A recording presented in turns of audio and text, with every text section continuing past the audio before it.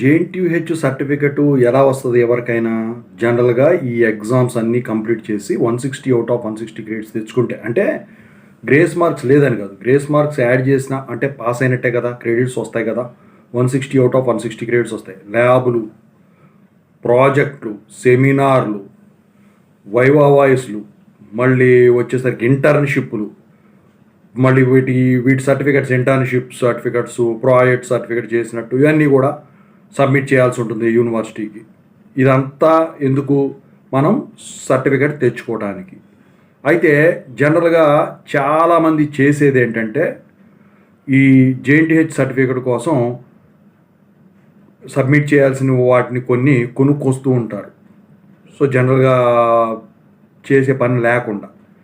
మరి అలాంటి పద్ధతిలో వెళితే ఇప్పుడు సర్టిఫికేటు తీసుకోవడానికి షార్ట్‌కట్ మెథడ్ అది అంటే దాని గురించి ఇప్పుడు అందరూ అడుగుతున్నారు.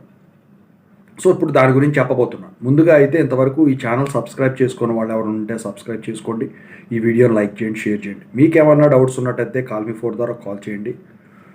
Telugu engineering education Telegram YouTube channel subscribe చేసుకోండి. జేఎన్‌టీయూ యూనివర్సిటీ అప్డేట్స్ ఛానల్ కూడా. ఇక టాపిక్లో వెళితే ఏంటంటే సో జనరల్‌గా ఈ ల్యాబ్లు అని ఏవైతే ఉంటాయో మీరు అటెండ్ అయితే చాలు కాలేజీల వాళ్ళు పాస్ చేస్తారు. మీరు ఎగస్ట్రాల్ చేస్తే ఫెయిల్ చేస్తారు. పాస్ చేస్తే క్రెడిట్స్ వచ్చేస్తాయి.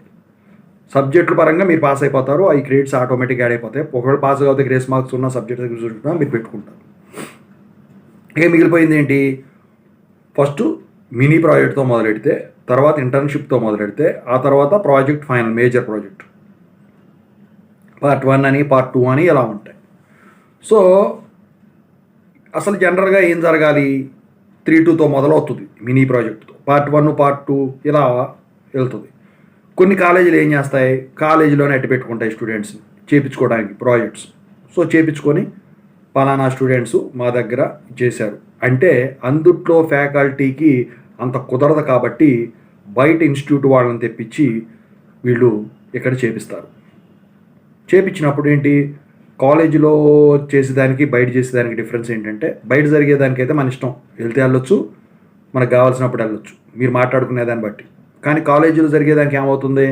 ఖచ్చితంగా ప్రతిరోజు ప్రాజెక్ట్ చేయడానికి కాలేజీకి వెళ్ళాలి, ప్రతి క్లాసు వినాలి.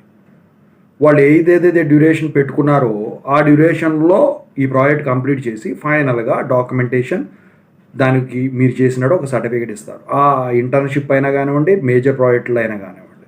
సో ఆ సర్టిఫికేట్లో మీరు రికార్డులో పెడతారా, లేకపోతే యూనివర్సిటీకి అప్లోడ్ చేయమంటే అప్లోడ్ చేస్తారా, అది వేరే పద్ధతి, చేసేస్తారు. పెద్దగా ప్రాబ్లం ఉండదు. ఇక రెండో రకం బయటికి వెళ్తారు. ఇంటర్న్షిప్ అయినా, మినీ ప్రాజెక్ట్ అయినా, పార్ట్ 1 పార్ట్ 2 ప్రాజెక్ట్ అయినా సో బయటికి వెళ్ళి చేసుకుంటారు. చేసుకునేది ఏంటి? దానికి మీరు కాలేజీలో ప్రిన్సిపాల్ గారితో పర్మిషన్ తెచ్చుకోవాలి. పర్మిషన్ తెచ్చుకోవాలంటే ఫస్ట్ ఏం చేయాలి? మీరు కాలేజీలోంచి రిలీవ్ అయినట్టు ఒక సర్టిఫికేట్ అంటే మీకు వాళ్ళకి అబ్జెక్షన్ లేదు బయట చేయడానికి అని ఒక సర్టిఫికేట్ తీసుకొని నో అబ్జెక్షన్ సర్టిఫికేట్ అది తీసుకుపోయి ఇన్స్టిట్యూట్లో పెడితే ఇన్స్టిట్యూట్ కూడా ఒక సర్టిఫికేట్ ఇస్తాడు, ఒక పర్మిషన్ లెటర్ ఇస్తాడు. లెటర్ అంటారు, సర్టిఫికేట్ అంటారు దాన్ని, పర్మిషన్ లెటర్. కాలేజీలో నో అబ్జెక్షన్ లెటరు, అక్కడ నో అబ్జెక్షన్ లెటర్, మొత్తం మ్యూచువల్గా ఎక్స్చేంజ్ అయిపోతుంది. ఇక ఇక్కడ రిలీవ్ చేసిన తర్వాత మీరు ప్రాజెక్ట్ మనకు సంబంధం లేదని చెప్పేసి కాలేజీ వాళ్ళు ఏం నేర్పిస్తారు?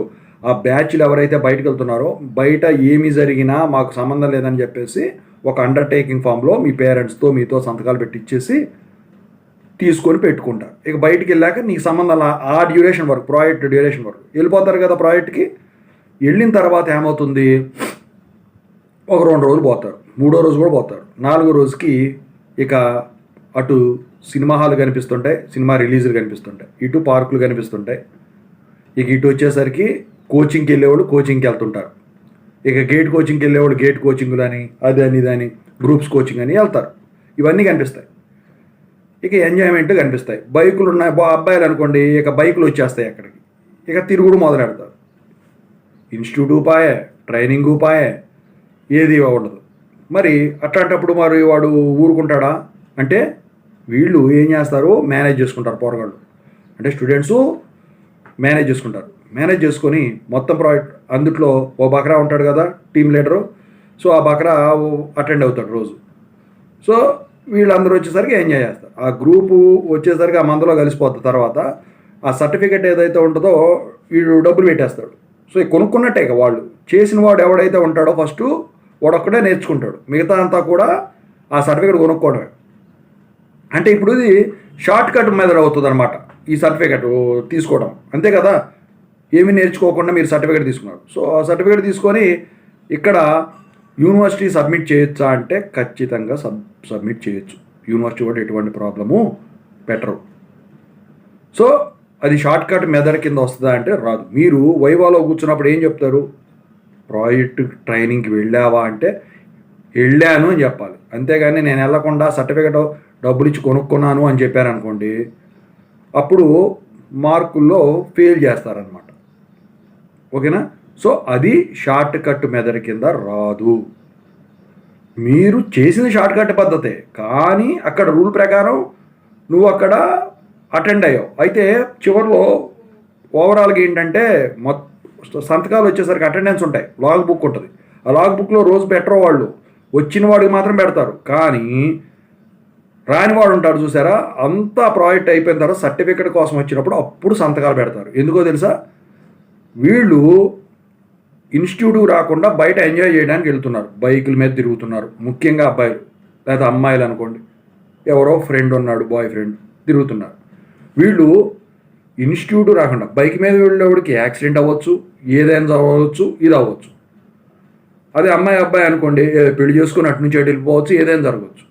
వీళ్ళు రోజు లాగ్ బుక్లో సంతకం పెట్టారనుకోండి, అప్పుడు ఏమవుతుంది, ఎరా మా అమ్మాయి కాలేజీకి రాలేదు, ఇన్స్టిట్యూట్కి రాలేదు, నువ్వు ఏ రకంగా ఇక్కడ సంతకాలు పెట్టావరా అని వాడు పట్టుకుంటారు. మా అబ్బాయి ఇన్స్టిట్యూట్కి రాలేదు, యాక్సిడెంట్ అవుతుంది అక్కడ, నువ్వు ఇక్కడేమో సంతకాలు చూపిస్తున్నావు, మరి 2 చోట్ల వాడు ఎట్లా రా అని అడుగుతారు.